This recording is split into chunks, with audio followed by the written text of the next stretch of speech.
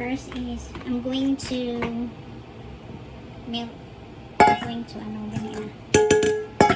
going to, this banana. Overripe na siya. Sayang kasi itapon, kaya lutuin ko na lang siyang banana bread.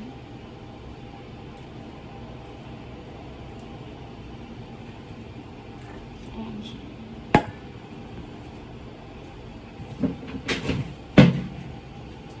So, all we need is we have to mash our bananas. Mash bananas.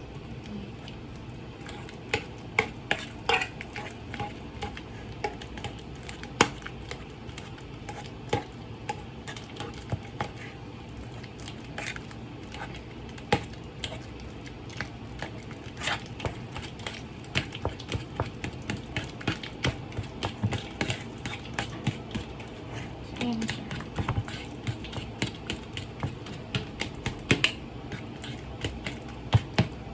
So, and then I add 3 eggs.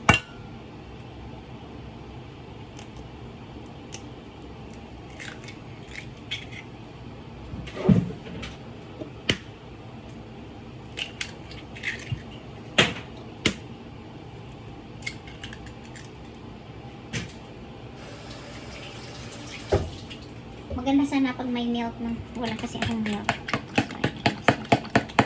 So, very simple lang siya.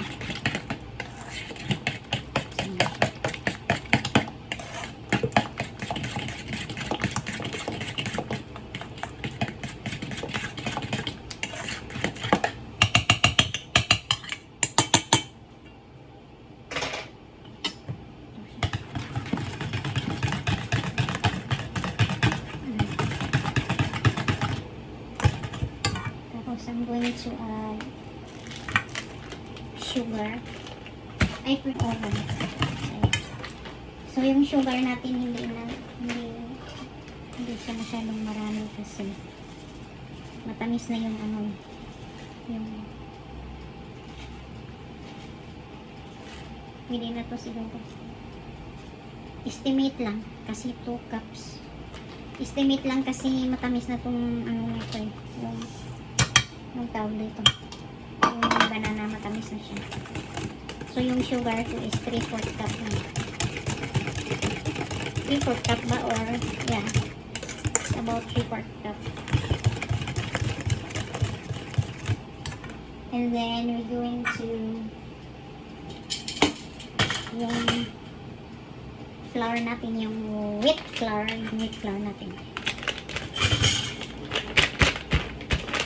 Healthy flour siya. Korea. From Korea. Ilang kilo to? 1 kilo na siya. So, 2 cups of flour.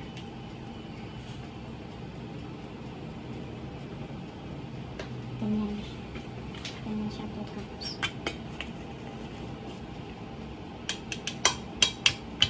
And then, baking powder.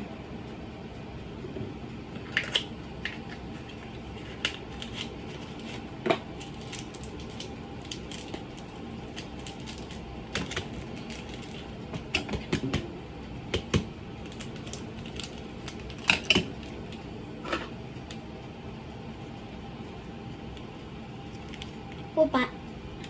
Ang dami. Like, not much one, like over tablespoon something. Okay na yan. Tablespoon. Oo. Oh my god. See? I'm sumisi in the kitchen.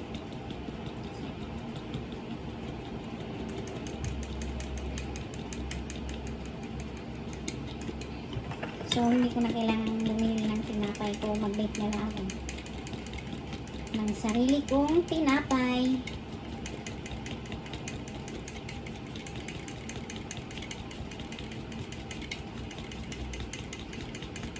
Yung tinapay, $20. Maliit lang yun, like 1 piece ang ito. Bili lang ako ng flour 15. Tapos may sugar na naman ako. Kaya mas better talaga na marunong ka mag-bake, diba? Para makapag-save ka.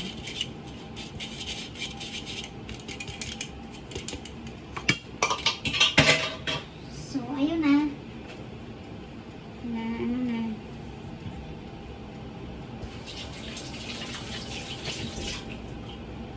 So, mix na natin. Mix.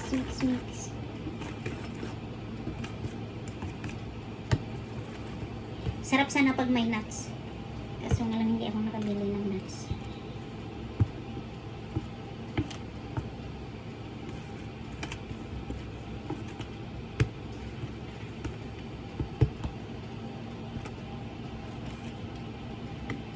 Hindi natin siya i-overmix.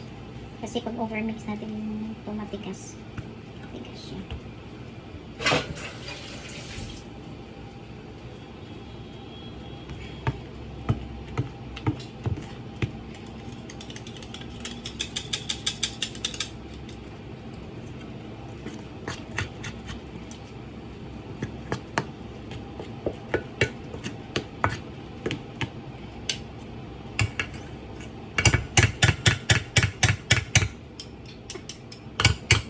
Natatawa lang ako, alam mo, yung balita sa Pinas ba?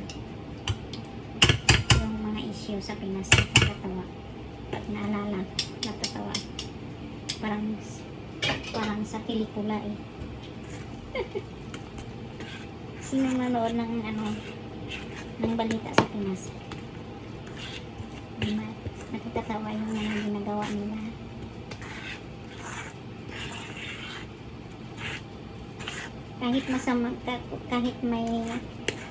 Kahit masama yung ginagawa mo, kahit na hindi na kaaya-aya, kung may power ka, pwede mong gagawin. Because it's really bad. Sana bumili na lang ako kahit racing na lang. So ayan na siya. Oh wow, ganda diba? So ready to bake na yan. Nagbe-bake ako ngayon kasi wala yung ampo. Kaya may time ako mag-bake. Kasi pag dito sila, siyempre tinatamad ako na. Siyempre may mga gagawin din no? Pero pag ako mag-isa,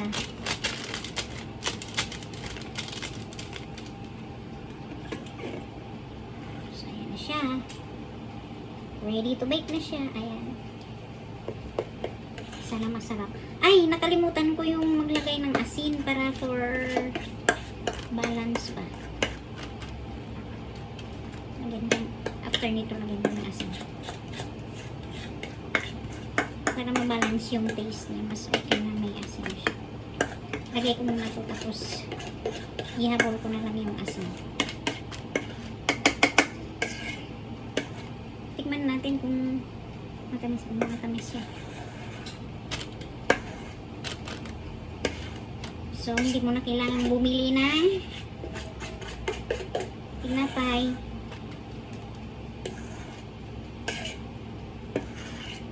Ito rin pag umuwi ako bakasyon sa Pinas, nagbibake din ako sa bahay. Hindi kami bumibili ng tinapay kasi may bumili ako ng sarili kong oven. So, kukuha muna ako ng dito, ng asin.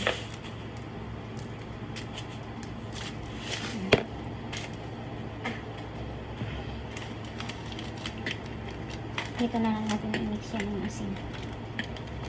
So, mas okay talaga na marunong ka mang gumawa ng sarili mong tinapay para hindi ka nabibili.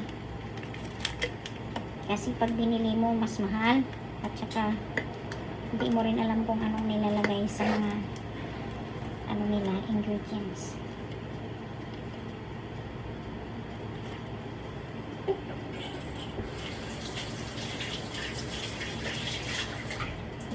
So, ayun na siya. Ito na yung banana bread ko. Ayan. Ito na siya. Hi guys, so it's time to tikim may banana bread na. Kasi kanina di ba binuksan ko, basa pa yung sa loob. So, inulit ko ulit, inilagay ko ulit sa oven. So, tingnan natin kung ano na siya. Malamig na siya, pinalamig ko muna bago i-slice ulit. So, tikman na natin kung masarap. Wala itong oil. Oh wow. So, banana bread. So, it's time to tikim kung masarap siya. Wala siyang oil. Nakalimutan ko. Ako lang naman kakain. Ayan. It's time to tikim kung ano yung lasa. Bango.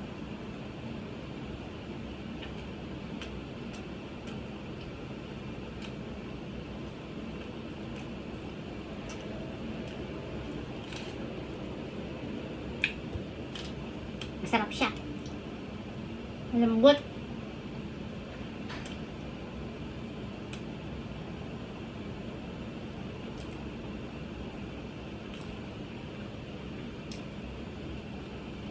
Wheat flour kasi siya. Mushi, hindi na ako bibili ng tinapay. Perfect.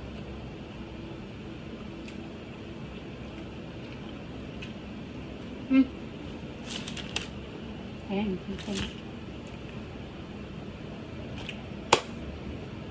O, diba? Sarap siya.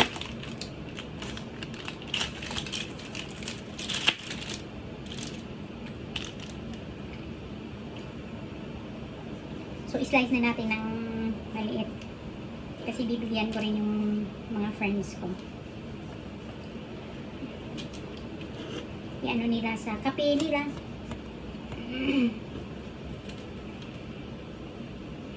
Sarap nila. Kahit wala siyang oil, perfect pa din. Mas masarap to kung may ano siya, may gatas.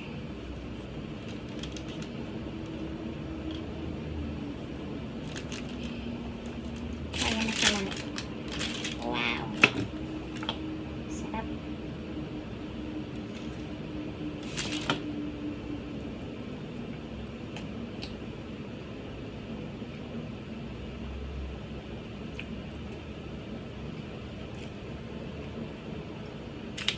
Perfect yung lasa.